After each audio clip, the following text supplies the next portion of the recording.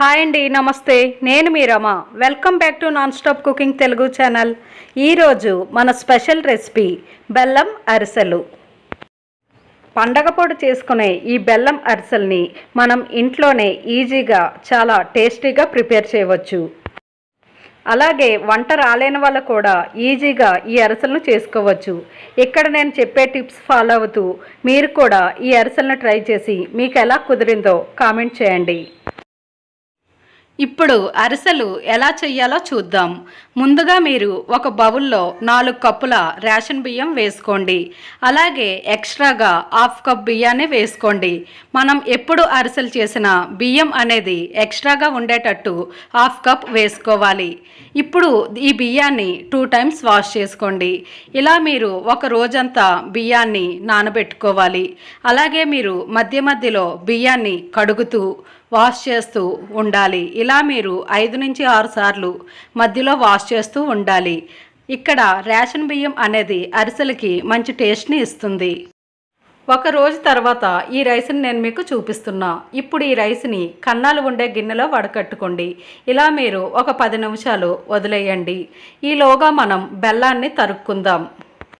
ఈ అరిసెలు చేసేటప్పుడు మనం బెల్లం అనేది ఇలా అరిసెల బెల్లం లేదా మెత్తగా ఉండే బెల్లాన్ని మాత్రమే తీసుకోవాలి. ఇసుక బెల్లాన్ని మాత్రం మీరు తీసుకోవద్దు. ఇలా ఈ బెల్లం అంతా తురుముకొని ఇలా ఒక ప్లేట్లో పక్కకు తీసి పెట్టుకోండి. ఈలోగా మనం రైస్ని ఒక క్లాత్ మీద వేసుకుందాం. ఇలా మీరు రైస్ అంతటిని క్లాత్ మీద వేసి ఒక 10 నిమిషాలు వదిలేయండి. దీనివల్ల వాటర్ అనేది బాగా అబ్జర్వ్ చేసుకుంటుంది. రైస్ అనేది ఇలా ఉండేటట్టు చూసుకోండి. ఇప్పుడు దీన్ని మనం మిక్సీలో కానీ లేదా మిల్లీలో కానీ ఆడించుకోవాలి. ఇక్కడ మిక్సీ బాగుంది కాబట్టి నేను మిక్సీలో వేసుకుంటున్నాను. ఈ మిక్సీలో కొంచెం రైస్ వేసి ఇలా పిండిలా చేసుకోండి. ఈ పిండిని మనం జల్లించుకోవాలి.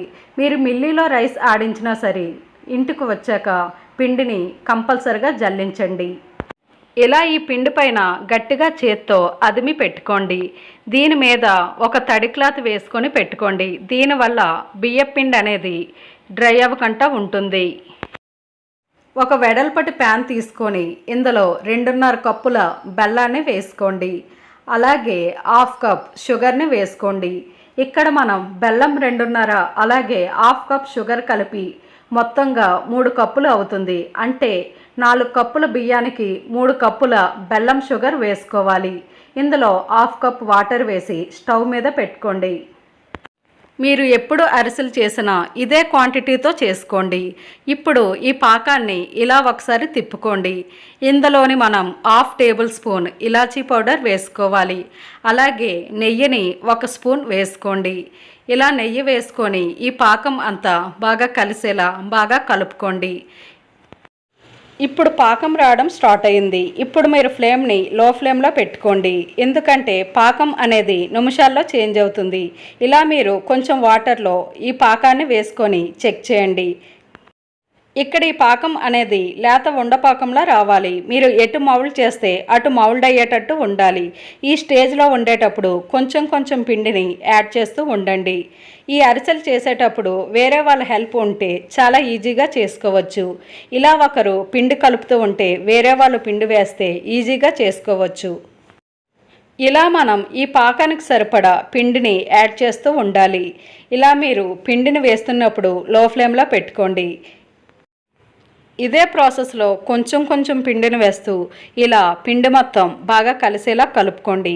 ఇక్కడ ఈ పిండి కన్సిస్టెంట్ ఇలా ఉండేటట్టు చూసుకోండి. మీరు ఇలా స్టిక్తో ఈ పిండిని ఎత్తేటట్టయితే ఈ పిండి అనేది కాసేపు ఆగి కిందకు పడేలా ఉండాలి. ఇలా ఈ అరిసెల ముద్దను మొత్తం తిప్పిన తర్వాత స్టవ్ ఆఫ్ చేసేయండి. ఇప్పుడు ఇందులో 1 టేబుల్ స్పూన్ నెయ్యి వేసి ఒకసారి బాగా కలుపుకోండి.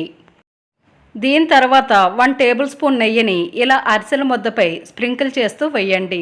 దీనివల్ల అరిసెల ముద్ద అనేది చల్లారిన తర్వాత గట్టిపడకుండా ఉంటుంది. ఇలా మీరు వేసుకొని దీనిపైన మూత పెట్టుకొని ఉంచండి. ఈ అరిసెల ముద్ద కొంచెం గోరువెచ్చగా ఉండేటప్పుడు మనం వీటిని అరిసెల్లా చేసుకుందాం. ఇక్కడ మీరు నిమ్మకాయ సైజ్ అంత ముద్దను తీసుకోండి. ఈ ముద్దని ఏదైనా ఆయిల్ పేపర్ లేదా బటర్ పేపర్ మీద ఇలా అరిసెలా ఒత్తుకోండి. ఇక్కడ నేను 2 అరిసెలని ఒత్తి మీకు చూపిస్తున్నాను. ఇదే ప్రాసెస్లో మీరు అరిసెలు అన్నింటినీ ఇలానే ఒత్తుకోండి. ఇలా ఈ అరిసెలను ఒత్తేటప్పుడే మనం డీప్ ఫ్రై కోసం ఆయిల్ని వేసుకోవాలి. ఇక్కడ ఆయిల్ అనేది ఓవర్గా హీట్ అవ్వకూడదు. ఇలా మీరు మీడియం ఫ్లేమ్లో పెట్టి చిన్న అరిసెల ముద్దని ఈ ఆయిల్లో వేసుకోండి. చూసారు కదా, ఇక్కడ ఈ ముద్ద అనేది ఎలా పానీపూరిలా పొంగుతుందో, అంటే ఇక్కడ పాకం అనేది కరెక్ట్గా ఉందని అర్థం. ఇప్పుడు దీనిని పక్కకు తీసేయండి. ఈ ఆయిల్లో ఈ అరిసెని వేసుకోండి. ఇలా మీరు 1 మినిట్ వరకు ఈ అరిసెని ఫ్లిప్ చేయకూడదు. ఇలా మీరు ఆయిల్ అంతా అరిసె పైన వేయండి. చూసారు కదా, అరిసె అనేది ఎంత బాగా పొంగుతూ వస్తుందో. ఇప్పుడు ఈ అరిసెని ఫ్లిప్ చేసుకోండి.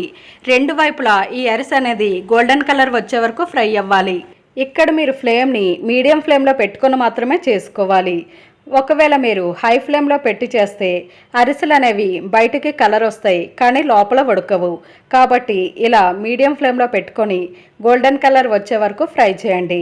ఇలా గోల్డెన్ కలర్ వచ్చాక 2 గరిటెల మధ్య ఈ అరిసెను పెట్టి ఇలా ఆయిల్ పోయే వరకు ఉంచండి. ఎక్స్ట్రా ఆయిల్ పోవడానికి ఇలా కన్నాలు ఉండే బౌల్లో ఈ అరిసెను వేసి ఏదైనా ఒక వేరే బౌల్తో ఈ అరిసె పైన గట్టిగా ప్రెస్ చేయండి. ఇప్పుడు నువ్వుల అరిసెలు ఎలా చేసుకోవాలో చూద్దాం. ఈ నువ్వుల్లో 1 టేబుల్ స్పూన్ పాలు వేసి ఈ నువ్వులు మొత్తం బాగా కలిసేలా కలుపుకోండి. ఇలా చేయడం వల్ల మీరు నువ్వుల అరిసెలు చేసేటప్పుడు నువ్వులు అనేవి సపరేట్గా అవ్వకుండా ఉంటాయి. ఇప్పుడు మీరు నిమ్మకాయ సైజ్ అంతా అరిసెల ముద్దను తీసుకొని ఇందులో ముంచుకోండి. ఇలా మీరు నువ్వుల్లో ముంచుకొని ఈ ముద్దని అరిసెల్లా బాగా స్ప్రెడ్ చేసుకోండి.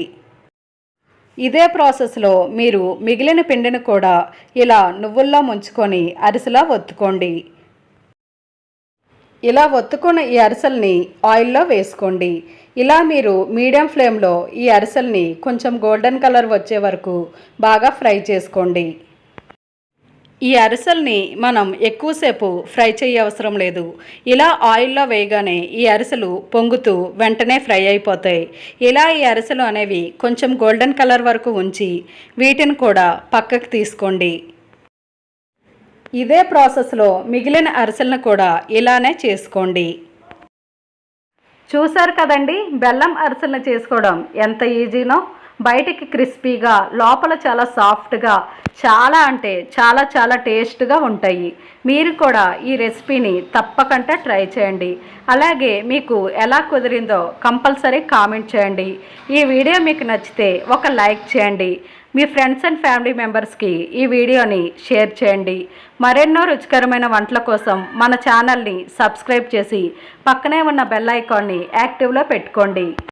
Thanks for watching.